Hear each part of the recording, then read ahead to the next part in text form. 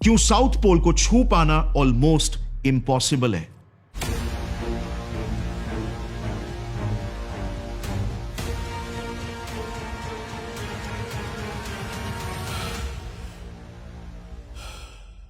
यह है वो लंबी लिस्ट उन लोगों की जो एंटार्क्टिका को खोजने और साउथ पोल पर पहली बार अपने कदम रखने के लिए निकले थे, बट इस सफर के बीच में ही इनकी मौत हो गई।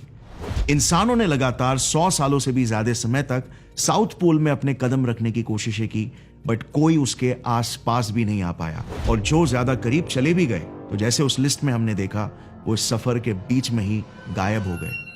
इंटरेस्टिंगली, पिछले 70 मिलियन सालों से साउथ पोल पर ठहरा हुआ यह सफेद रेगिस्तान एंटार्क्टिका सिर्फ 200 साल पहले ही इंसानों की नजरों में आया। मतलब जस्ट इमेजिन, जब ब्रिटिशर्स इंडिया पर राज कर रहे थे तभी भी दुनिया ने एंटार्क्टिका को देखा तक नहीं था। दुनिया के इतिहास की किताब में एंटार्क्टिका वो आखिरी पन्ना है जो अंत तक किसी ने पलटा ही नहीं था। नॉर्मल एरोप्लेन्स को तो एंटार्क्टिका के ऊपर से गुजरना अलाउड भी नहीं था, क्योंकि उन्हें कुछ ऐसे हालातों का सामना करना पड़ता था। यही हाल शिप्स और क्रूजेस का भी होता था। बट गौर करने वाली बात तो यह है कि इसके एग्जैक्टली ऑपोजिट दुनिया के दूसरे कोने में, आर्कटिक या नॉर्थ पोल में, Greenland, Iceland, Russia, Alaska etcetera के हिस्सों को मिलाकर वहां पर आज भी करीब 4 मिलियन लोग रहते हैं।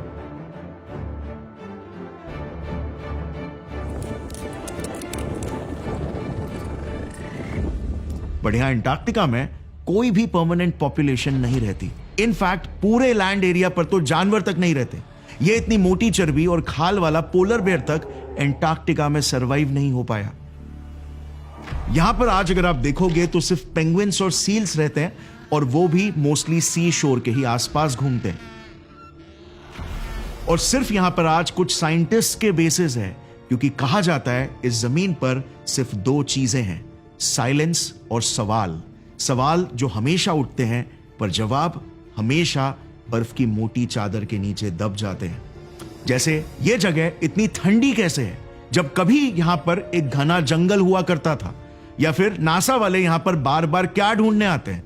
और सबसे बड़ा, अगर सिर्फ ये एक बर्फीली जगह है तो यहां पर बिना किसी एक्सप्लेनेशन के यूएफओ साइटिंग्स क्यों हो रहे हैं। अच्छा, अब जरा ना इस रीजन पर अपनी नजरें डालना। 2024 की एक लेटेस्ट खबर में यह पाया गया कि एंटार्क्टिका के इस बड़े से लैंड मास के नीचे 511 बिलियन बैरल ऑयल छुपा हुआ है, जो कि मिडिल ईस्ट के बाद दुनिया का सबसे बड़ा ऑयल रिजर्व है। लेकिन फिर भी इस खबर के बाद भी पावरफुल देश इस पर उस तरह से टूट क्यों नहीं पड़े जिस तरह से मिडिल ईस्ट पर टूट पड़े थे। आखिर क्यों? एंटार्क्टिका में स्पेसिफिकली ऐसी कौन सी खास बात है जो इसे दुनिया का सबसे डेडलीस्ट लैंड बनाती है? क्यों इतने सारे लोगों ने इसके सेंटर तक पहुंचने में अपनी जानें गंवा दी? तो चलिए फ्रेंड्स, आज हम इतिहास के आखिरी पन्ने को पलटकर इस ठंडे कब्र के नीचे दबे सारे राजों का ताला तोड़ते हैं और देखते हैं कि इस दुनिया के सबसे बड़े सीक्रेट वर्ल्ड में आखिर क्या छुपा है।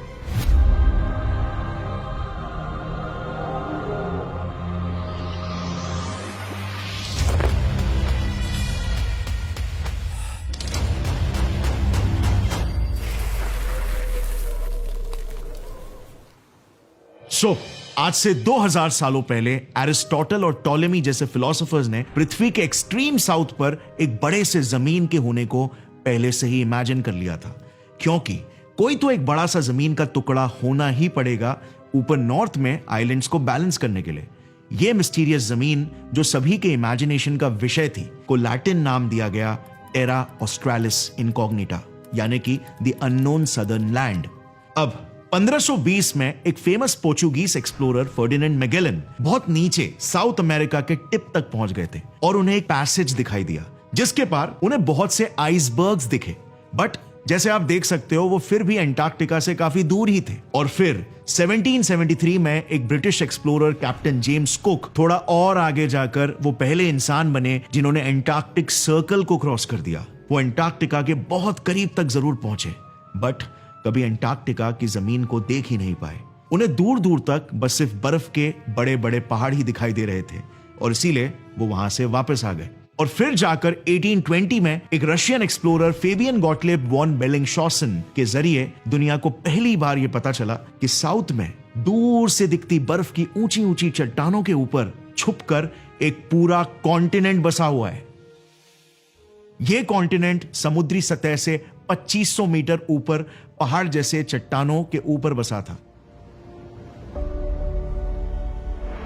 इसीलिए जेम्स कुक से भी यह मिस हो गया। इवन आज तक एंटार्क्टिका दुनिया का सबसे हाईएस्ट कॉन्टिनेंट माना जाता है, बट इतने ऊंचे चट्टानों के ऊपर चढ़ा कैसे जाए? अरे उससे पहले तो अपने शिप को ही लैंड कहां पर किया जाए, क्योंकि बीच जैसा एक सेफ हार्बर तो यहां पर था नहीं। हर जगह बस सिर्फ बर्फ के मोटे मोटे ग्लेशियर्स यानी कि पत्थर ही थे। इसके अलावा जमा देने वाली तेज हवाएं, ऊंची लहरें, पलक झपकाते ही बिगड़ता मौसम और माइनस की ठंड, इन सारी हालातों ने ऐसा दाव खेला कि फेबियन को तुरंत यू टर्न मारकर वापस से लौट आना पड़ा। फेबियन के फिर 50 से 60 सालों बाद तक खोज में कोई खास प्रोग्रेस नहीं हुआ, क्योंकि जितने भी एक्सप्लोरर्स और कैप्टन्स अपनी शिप लेकर वहां पर जाने की कोशिश करते तो या तो समुद्र के तूफानों से या तो जमा देने वाली ठंड और भूख का शिकार होकर वो वापस लौट आते। इस तस्वीर को जरा देखना। ये तस्वीर 1904 में ली गई थी, जिसमें ये 3 लोग एंटार्क्टिक एक्सप्लोरर्स हैं, कैप्टन रॉबर्ट स्कॉट, शैकल्टन और विल्सन। ये तस्वीर इन्होंने अपने 3 साल लंबे एंटार्क्टिक मिशन से वापस लौटने के बाद ली थी, जिस मिशन में ये फेल हो गए थे। तस्वीर ठीक से बयान नहीं कर पा रही है जितनी बुरी इनकी हालत हो गई थी। पूरे चेहरे और शरीर पर घाव, कट्स, बर्न्स और स्वेलिंग हो गया था।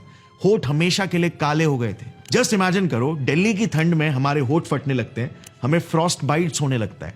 हम दिल्ली की सर्दियों को ड्राई और कोल्ड बोलते हैं, जबकि दिल्ली का तापमान तो सिर्फ 5 डिग्री सेल्सियस तक जाता है और ह्यूमिडिटी यहां पर फिर भी 30% रहती है। वहीं एंटार्क्टिका में ठंड -90 डिग्री सेल्सियस तक जाता है। और पता है ये कितना ड्राई है? वेल, यहां पर ह्यूमिडिटी 0.03% तक डिप होती है और एवरेज 1% से भी कम रहती है। साउथ पोल ऐसी कड़ी परीक्षा लेता था इन सेलर्स की जिसके लिए कोई तैयार ही नहीं रहता। इनफैक्ट स्कॉट के केस में तो हालत इतने डेस्परेट हो गए थे कि जिंदा रहने के लिए शिप पर क्रू मेंबर्स को अपने ही स्लेज डॉग्स को खाना पड़ गया था। बट इस फेलियर ने स्कॉट को डीमोटिवेट नहीं किया। एंटार्क्टिका की मिस्ट्री मानो उन्हें अपनी तरफ इस तरफ फुसला रही थी कि इस मिशन के बाद उन्होंने ये ठान लिया कि अब तो किसी भी हालत में एंटार्क्टिका की जमीन पर वो कदम रखकर ही मानेंगे। और सिर्फ इतना ही नहीं, बल्कि वो एंटार्क्टिका के एकदम सेंटर में साउथ पोल पर भी अपने देश का फ्लैग लहरा कर आएंगे। और यही हासिल करना उनके जिंदगी का अल्टीमेट पर्पस बन गया। फाइनली साल 1911 में लगातार 1 साल की लंबी यात्रा के बाद रॉबर्ट स्कॉट अपने 4 क्रू मेंबर्स के साथ एंटार्क्टिका पहुंच ही गए और वहां से फिर साहस बढ़ाकर एक्सट्रीम तूफान और ब्लिजर्ड्स का सामना करते हुए उन्होंने आखिरकार साउथ पोल की जमीन पर अपने पांव को रखा। यह एक ऐतिहासिक मोमेंट होने वाला था। स्कॉट के जिंदगी भर का सपना वहां पर सबसे पहले पहुंचने का सच होने वाला था। बट जैसे ही वो वहां पर पहुंचे, अनफॉर्चुनेटली उन्होंने देखा कि ऑलरेडी एक नॉर्वेगियन फ्लैग वहां पर गड़ा हुआ था। नॉर्वे के एक experience polar explorer rolled Amundsen और उनकी टीम ने बेहतर प्लानिंग और प्रिपरेशन से बस 1 महीने पहले ही साउथ पोल तक का पूरा सफर तय कर लिया था। रोल्ड एमंडसन ने रॉबर्ट स्कॉट को हरा दिया था और वो पहले इंसान बने जिन्होंने साउथ पोल को टच किया। और उसके बाद जो घटना घटी, उसने वापस से एंटार्क्टिका के असली रंग दुनिया के सामने ला दिए। निराशा में थके और हारे रॉबर्ट स्कॉट और उनकी टीम जब अपने जहाज से वापस आ रहे थे तो बर्फ के एक बड़े से तूफान में फंसकर उनकी पूरी टीम ने एक एक करके वहीं पर अपने दम तोड़ दिए। और मैंने आपको शुरुआत में जो लिस्ट दिखाई थी, उस लिस्ट में भी रॉबर्ट स्कॉट के इस मिशन टेरा नोवा एक्सपीडिशन का जिक्र है, जिसमें वो सारे एक्सप्लोरर्स बर्फ में हमेशा हमेशा के लिए दफन हो गए। पूरी दुनिया ये समझ चुकी थी कि जितना मुश्किल एंटार्क्टिका पर लैंड करना है, उससे भी कहीं ज्यादा चैलेंजिंग है वहां पर बस कुछ ही दिनों के लिए सरवाइव करना। बीबीसी ने अपने 2020 में पब्लिश्ड इस आर्टिकल में एंटार्क्टिका को एक फ्रोजन ग्रेवयार्ड बुलाया, क्योंकि रॉबर्ट स्कॉट की बॉडी तो उन कई अनफिनिश्ड और फेल्ड एक्सपेडिशंस वाले सेलर्स की बॉडीज के ढेर में बस एक ही बॉडी है। आज भी कई बॉडीज एंटार्क्टिका के क्रिवेसेस और ग्लेशियर्स में धंस चुकी है, जो कभी लोगों को मिली तक नहीं और ज्यादा लोग उन्हें ढूंढने भी नहीं गए। अब अगर आप इन केसेस पर थोड़ा सा गौर करोगे ना, तो आपको इन डेथ्स में कुछ पैटर्न्स रिपीट होते हुए दिखाई देंगे। जैसे एक्सप्लोरर्स का तूफान या ब्लिजर्ड्स में भटक जाना, स्टारवेशन यानी भूख से मर जाना, जहाज का टूट जाना, बर्फ में धंस जाना, ये सारी घटनाएं बार बार रिपीट हो रही है। अब ऐसा क्यों हो रहा है ये जानने के लिए ना हमें एंटार्क्टिका की यूनिक ज्योग्राफी और कायदे कानूनों को समझना होगा जो इसे नॉर्थ पोल से भी अलग बनाती है। देखो, सबसे पहले तो ना साउथ पोल पर बर्फ बहुत ज्यादा है as compare to north pole. पूरे दुनिया का 90% बर्फ, आई रिपीट, दुनिया का 90% बर्फ एंटार्क्टिका में है। इनफैक्ट दुनिया का 70% फ्रेश वाटर भी एंटार्क्टिका के ही बर्फ में जमा हुआ है और इसीलिए एंटार्क्टिका का एवरेज टेम्परेचर -40 डिग्री सेल्सियस से लेकर -90 डिग्री सेल्सियस तक लो हो जाता है, जबकि आर्कटिक का एवरेज टेम्परेचर सिर्फ 0 डिग्री से लेकर -40 डिग्री तक ही जाता है। इसी वजह से आपको भले ही नॉर्थ पोल में लैंड मैमल्स जैसे arctic wolves, foxes, reindeers, oxes, polar bears और यहां तक कि रैबिट्स और शीप्स भी मिल जाएंगे, बट साउथ पोल पर इनमें से कोई भी नहीं है। दूसरी यूनिक बात यह है कि जो हमने बार बार बर्फीले तूफानों के बारे में सुना है ना, यहां पर ऐसे तूफान देखने को मिलते हैं जैसे दुनिया में और कहीं नहीं दिखते। इसे देखना, ये एक नॉर्मल सा हरिकेन यानी कि तूफान है। ऐसे तूफान जो भारी तबाही लाते हैं, इनमें विंड स्पीड्स बस सिर्फ 100 से 150 किलोमीटर पर आ रही होती है। एंटार्क्टिका में ऑन दी अदर हैंड तो बड़े आराम से 200 से 300 किलोमीटर पर आवर की रफ्तार से हवाएं चलती है। सो आखिर एंटार्क्टिका में इतने तेज विंड्स क्यों चलते हैं? वेल, इसके पीछे ना एक इंटरेस्टिंग रीजन है। देखो, पृथ्वी में आप कहीं पर भी चले जाओ, आपको आसमान जमीन से ठंडा ही मिलेगा। जैसे अगर मुंबई शहर में जमीन का टेम्परेचर 28 डिग्री सेल्सियस है तो वहीं पर आसमान में -40 डिग्री सेल्सियस तक होगा। इससे होता यह है कि नीचे की गर्म हवा ऊपर के एटमॉस्फेयर लेयर्स तक अगेंस्ट ग्रेविटी राइज होती है, जिससे स्लो विंड्स क्रिएट होते हैं। नॉर्मली पृथ्वी में हर जगह ऐसा ही होता है, बट एंटार्क्टिका इकलौता ऐसा अजूबा है जहां पर जमीन ही आसमान से ज्यादा ठंडा है। और क्योंकि इन हवाओं को ग्रेविटी भी नीचे पुश करती है, तो इस वजह से विंड्स नीचे की तरफ भयंकर एक्सेलरेट होते हैं और पूरे एंटार्क्टिका प्लेट्यू में फैलने लगते हैं तूफानी प्रेशर के साथ। और यही रीजन है कि एंटार्क्टिका में ऐसे स्नो ब्लिजर्ड्स बहुत फ्रीक्वेंटली देखने को मिलते हैं और रिसर्चर्स और वर्कर्स को लिटरली रोप लाइन पकड़ के चलना पड़ता है। और तो और क्योंकि ठंडी हवा मॉइस्चर यानी कि ह्यूमिडिटी रिटेन नहीं करती, इसीलिए पूरा कॉन्टिनेंट एक्सट्रीमली ड्राई है, ऑलमोस्ट क्लोज टू 0% ह्यूमिडिटी।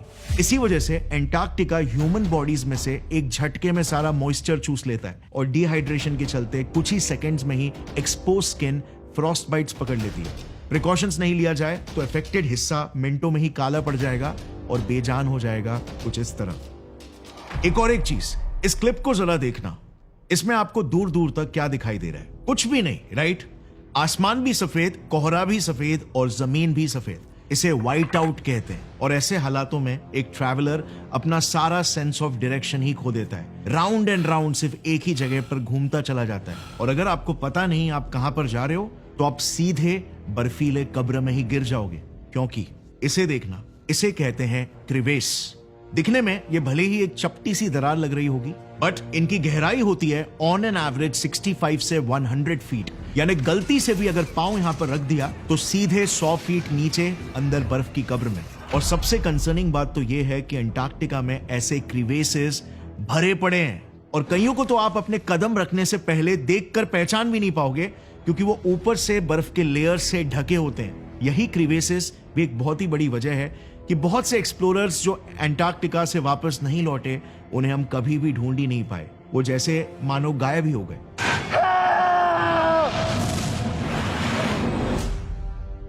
अब जितना मुश्किल इंसानों के लिए यहां पर नेविगेट करना है, उतना ही मुश्किल और रिस्की एरोप्लेन्स के लिए भी है। कमर्शियल फ्लाइट्स तो अंटार्कटिका के ऊपर से उड़ना तक अवॉइड करते हैं और सिर्फ वही फ्लाइट्स यहां पर आते हैं जो रिसर्चर्स और एक्सपेरिमेंटर्स को यहां पर शटल कर रहे हो या उन तक गुड्स पहुंचा रहे हो।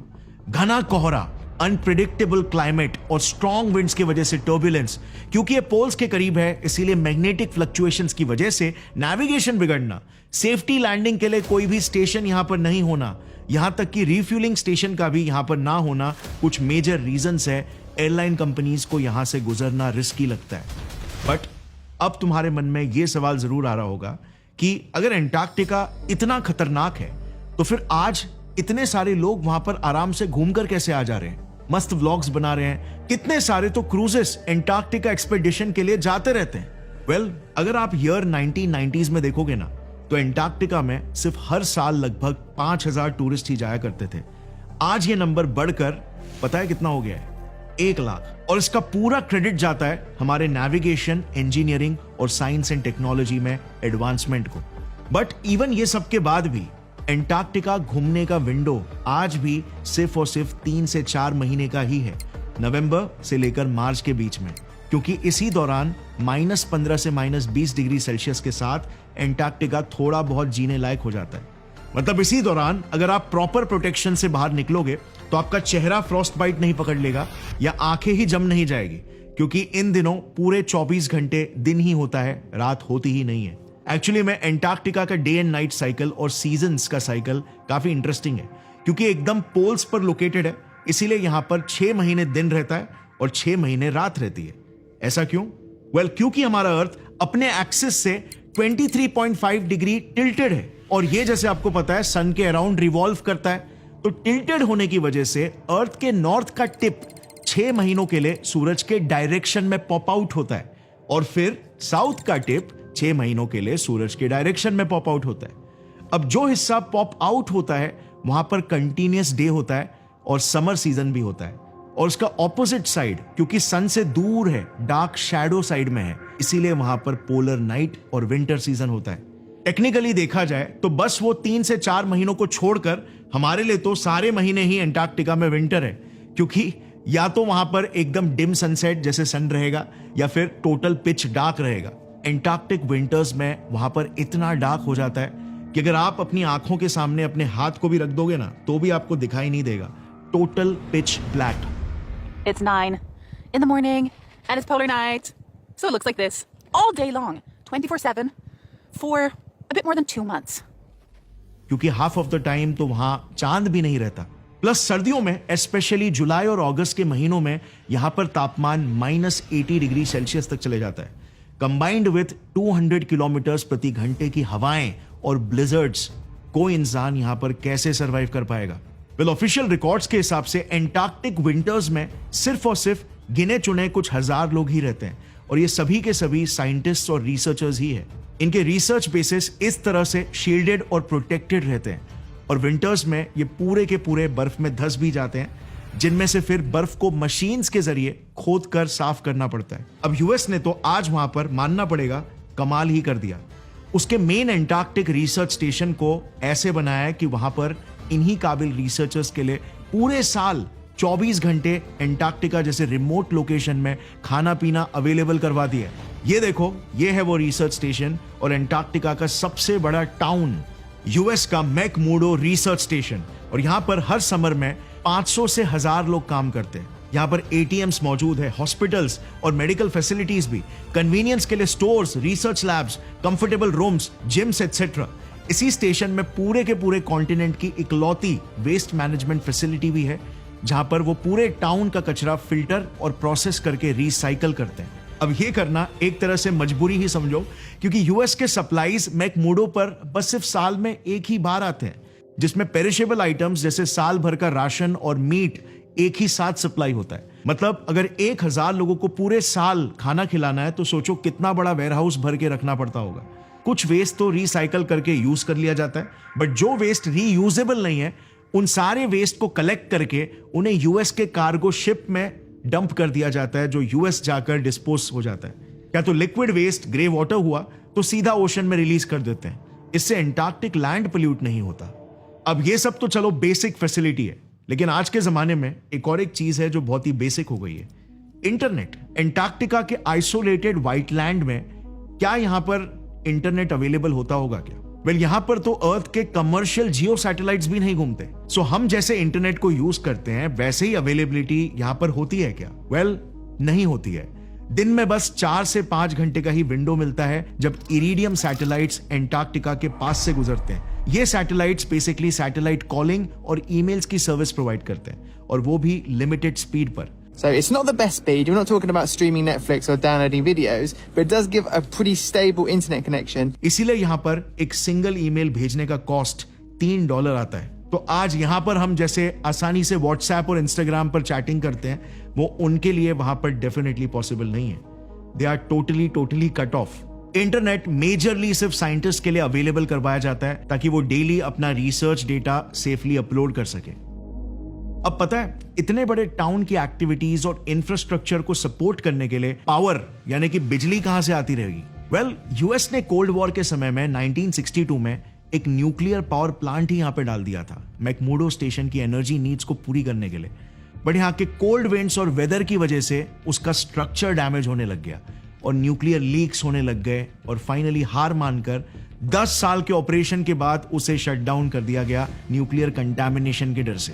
सो अभी अंटार्कटिका पर सारी एनर्जी नीड्स सिर्फ और सिर्फ डीजल सप्लाई से ही पूरी होती है।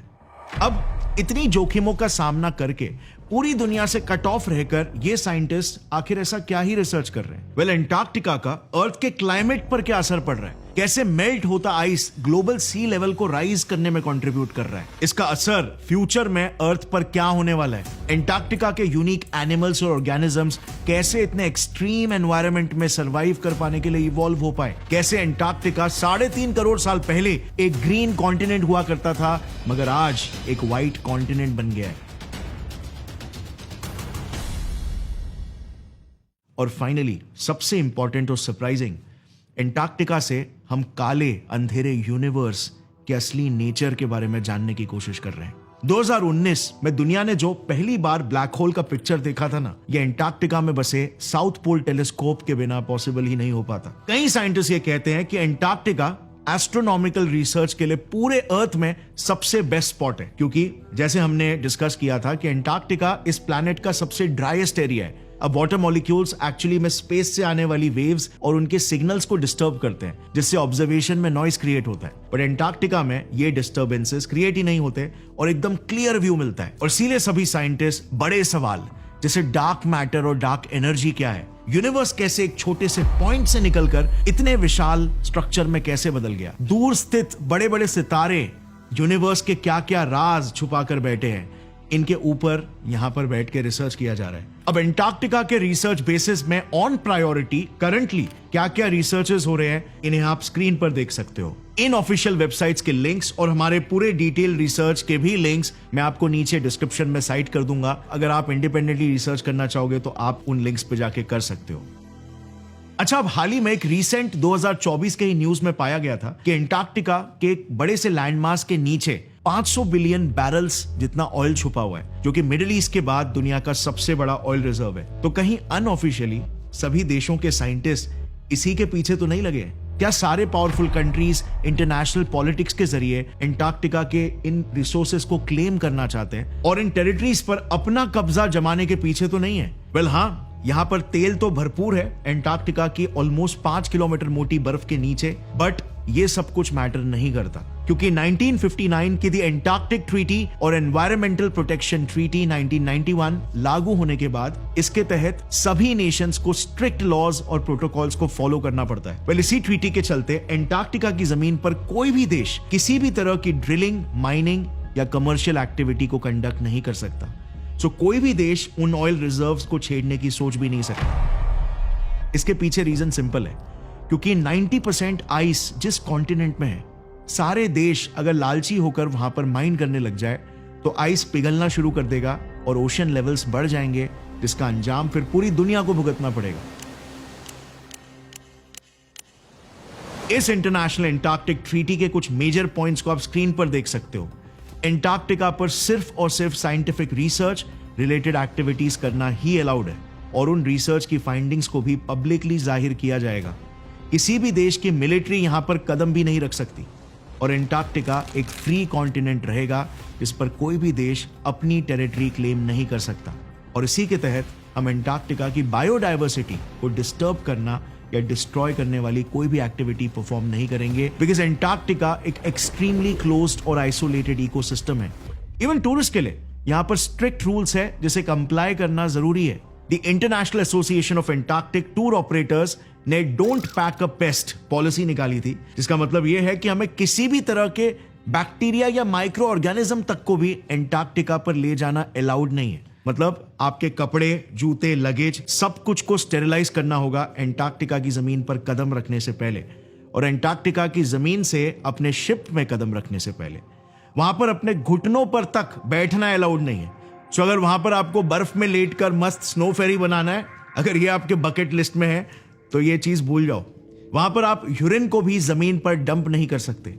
इनफैक्ट सभी लोग अपनी पी को बॉटल्स में या यूरिन बैग्स में भरकर वापस शिप पर लेकर आते हैं। टूर ऑपरेटर्स भी सिर्फ टूरिस्ट को शोर्स और कुछ नजदीकी टूरिस्ट अट्रैक्शंस ही दिखाकर वापस शिप्स में ले आते हैं। एंटार्क्टिका के इंटीरियर रीजन्स में कोई नहीं लेकर जाता, वहां पर घुसने का सोचना भी मत। और साउथ पोल तक जा पाना तो किसी कॉमन इंसान के लिए ऑलमोस्ट इम्पॉसिबल ही है। वहां पर इतने रेस्ट्रिक्शंस इसीलिए है क्योंकि एंटार्क्टिका का इकोसिस्टम एक बहुत ही फ्रैजाइल और सेंसिटिव इकोसिस्टम है। इस छोटे से इकोसिस्टम में अगर गलती से भी कोई फॉरेन पैथोजेंस या माइक्रो ऑर्गेनिजम्स आ गए तो ये यहाँ के लोकल एनिमल्स और लिविंग स्पीशीज को अफेक्ट कर सकते हैं, उनमें अनइनवाइटेड म्यूटेशंस कॉज कर सकते हैं। 2024 के ही बीबीसी के एक इंटरव्यू में एंटार्क्टिक इकोलॉजिस्ट डैना बर्गस्ट्रॉम ने यह बताया कि एंटार्क्टिका के साउथ शेटलैंड आइलैंड्स पर ऑलरेडी कुछ फॉरेन वायरसेस के स्पीशीज पहुंच भी चुके हैं और एक खास तरह का एवियन फ्लू भी सब एंटार्क्टिक आइलैंड्स पर फैलने लग गया है, जिससे सील्स और बर्ड्स बीमार गिर रहे हैं। A deadly bird flu has spread to the region. Several hundred penguins have been killed, and samples of 2 penguins confirmed the spread of the avian influenza virus. क्योंकि एंटार्क्टिका में सभी इकोसिस्टम्स इंटरकनेक्टेड है, एक छोटी सी भी गलती वहां पर एक बटरफ्लाई या डोमिनो इफेक्ट क्रिएट कर सकती है, जिससे अंत में वाटर लेवल्स बढ़ जाएंगे और आधी दुनिया डूब सकती है। इसीलिए इसे टिकिंग टाइम बॉम्ब कहा जाता है और scientist want to be extra cautious. Plus Antarctica क्योंकि करोड़ों सालों से जमा पड़ा है और बर्फ हर किसी चीज को फ्रीज कर देता है, इसके मोटे परमाफ्रॉस्ट लेयर्स के बीच साइंटिस्ट 100% श्योर है कई अननोन एंशिएंट वायरसेस के स्पीशीज जमे पड़े हो सकते हैं। इन वायरसेस को ज़ॉम्बी वायरसेस भी कहा जाता है और अगर ये परमाफ्रॉस्ट, ये बर्फ मेल्ट हो, ये कई किस्म के जानवरों को इन्फेक्ट करके म्यूटेशंस और बीमारियां कॉज कर सकते हैं। हालांकि अब तक जो भी वायरसेस हमें मिले हैं, जैसे 2014 में मिला ये पिथो वायरस साइबेरिकम, एक 30,000 साल प्राचीन वायरस है जो हमें साइबेरिया में मिला था। और जस्ट हाल ही में 2023 में हमें मिला पैंडोरा वायरस येडोमा, एक 48,500 ईयर्स पुराना वायरस। ये मोस्टली एमीबास को ही इन्फेक्ट करते हैं, बट एंटार्क्टिक परमाफ्रॉस्ट में हजारों इवन लाखों ऐसे वायरसेस हो सकते हैं, जिनमें से कुछ नॉर्मल जानवर और इंसानों को भी इफेक्ट कर सकते होंगे। यार हिमालय का एक एग्जाम्पल ले लो, जो एंटार्क्टिका के मुकाबले कितनी छोटी जगह घेरता है, वहीं पर हमें आज तक 1700 नए वायरस के स्पीशीज बर्फ में दबे हुए मिले थे। और इसीलिए हमें हर हाल में एंटार्क्टिका को पॉलिटिक्स और ह्यूमन इंटरफेरेंस से दूर ही रखना है। आज एक कॉमन इंसान एंटार्क्टिका तक पहुंच तो सकता है, पर वहां पर जी नहीं सकता। शायद ये प्रकृति का अपना तरीका है हमसे कहने का कि तुम यहां पर मेहमान हो, मालिक नहीं। There is no permanent population. Antarctica एक मंजिल नहीं बल्कि एक इम्तिहान है। There is no horizon. No shadows.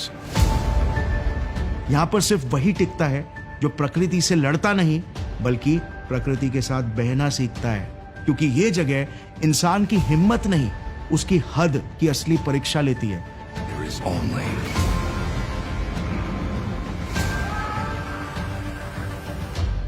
Antarctica तक पहुंचने से कहीं ज्यादा मुश्किल है एंटार्क्टिका को जीत कर दिखाना, क्योंकि ये कोई जमीन नहीं, ये एक जुनून है जो सिर्फ उन्हीं लोगों को स्वीकारता है जो यहां पर रहने के लिए खुद को भी भूलने के लिए तैयार है। गौरव ठाकुर साइनिंग ऑफ। जय हिंद।